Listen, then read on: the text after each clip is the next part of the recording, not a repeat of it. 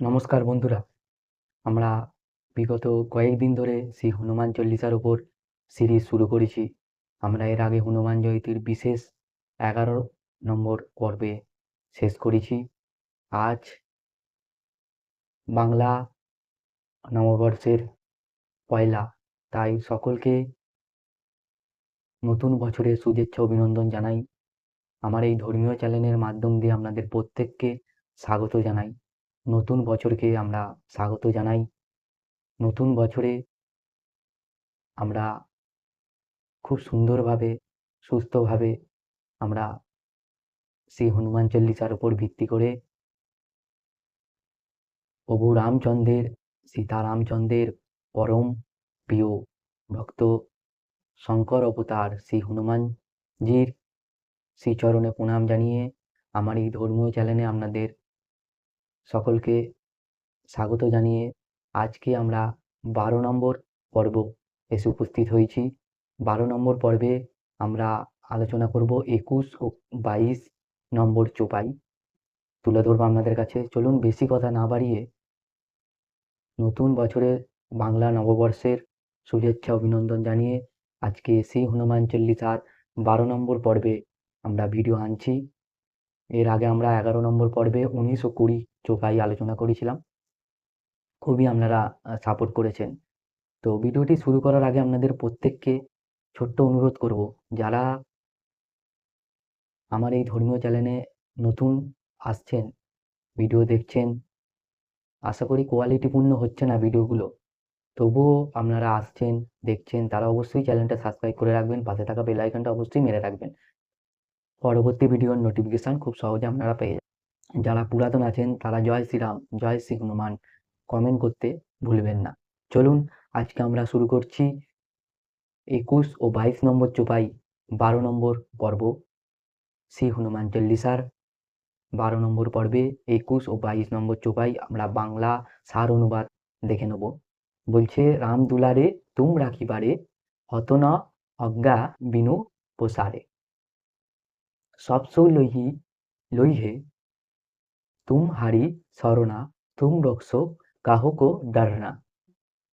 শ্রী গোস্বামী তুলসীদাস মহারাজ শ্রী হনুমান চল্লিশা লিখেছিলেন। হিন্দু সনাতন ধর্মের প্রতিনিয়ত পাঠ্য একটা শ্রী হনুমান চল্লিশা। হনুমানজির সব বর্ণনা এখানে বলা হয়েছে। রূপ বর্ণনার সাথে হনুমানজির যে একটা কৃপা লাভ করার খুবই একটা গুরুত্বপূর্ণ পাঠ শ্রী হনুমান চল্লিশা। 21 নম্বর চোপায় বলছে, সব সুখ লইয়ে তোমারই শরণা তুম রক্ষো কাহকো ডরনা। 22 নম্বর চোপাই এটা বলছে, রাম দুলারে তুম রাখিবারে হতনা অজ্ঞা বিনু প্রসারে। এটা 21 নম্বর চোপাই। 22 নম্বর চোপায় বলছে, সব সুখ লইয়ে তোমারই শরণা তুম রক্ষো কাহকো ডরনা। এখানে শ্রী গোস্বামী তুলসীদাস মহারাজ বলতে চেয়েছেন যে আপনি হলেন শ্রীরামের দুয়ার রক্ষক, রক্ষা করে যিনি।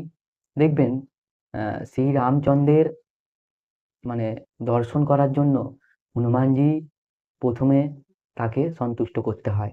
সেরকমই বলছে শ্রীরামের যে প্রভু রামচন্দ্রের দুয়ার রক্ষক শ্রী রামচন্দ্রের দুয়ারে আপনি রক্ষক, আপনার অনুমতি ব্যতীত কেউই সেখানে প্রবেশ করতে পারে না।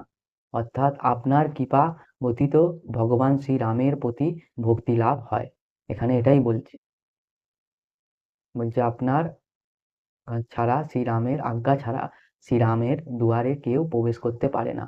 অর্থাৎ আপনার কৃপা ছাড়া শ্রী রামচন্দ্রের জির কৃপা পাওয়া অসম্ভব। হে হনুমানজি, আপনার শরণে এলে পৃথিবীর সমস্ত সুখ আনন্দ পাওয়া যায়। আপনার শরণে এলে পৃথিবীর সব সুখ আনন্দ পাওয়া যায়। আপনি যার রক্ষক তার আবার কিসের ভয়? নিঃস্বার্থ ভক্তি সেবার প্রতীক শ্রী হনুমানজি চিন্তা ও কর্মের মধ্যে শুদ্ধ ভক্তি থাকা খুবই জরুরি। এখানে এটাই বলছে যে আপনার শরণ নেয় সে সর্ব সুখ লাভ করে। আপনি যাকে রক্ষা করেন কারো কাছ থেকে তার ভয় থাকে না, কারো কাছ থেকে তার ভয় থাকে না। এই হচ্ছে 21 ও 22 নম্বর চোপাই। 12 নম্বর পর্বে আমরা ভিডিওটি এখানেই শেষ করলাম, আপনাদের সম্পূর্ণ বাংলা অর্থ তুলে ধরলাম। তো চলুন, নতুন বছরে নতুন কিছু আপনাদের জীবনে অনেক কিছু নিয়ে আসুক, এই প্রার্থনা করে শ্রী রামচন্দ্রের, প্রভু রামচন্দ্রের, শ্রী হনুমানজির শ্রীচরণে প্রার্থনা করি। শ্রী গোস্বামী তুলসীদাস মহারাজজির শ্রীচরণে প্রণাম জানিয়ে আজকে আমরা এখানেই ভিডিওটি শেষ করলাম। আবার দেখা হচ্ছে পরবর্তী ভিডিওতে। ততক্ষণ আপনারা ভালো থাকবেন, সুস্থ থাকবেন, নিজের খেয়াল রাখবেন। নমস্কার। জয় শ্রীরাম, জয় শ্রী হনুমান।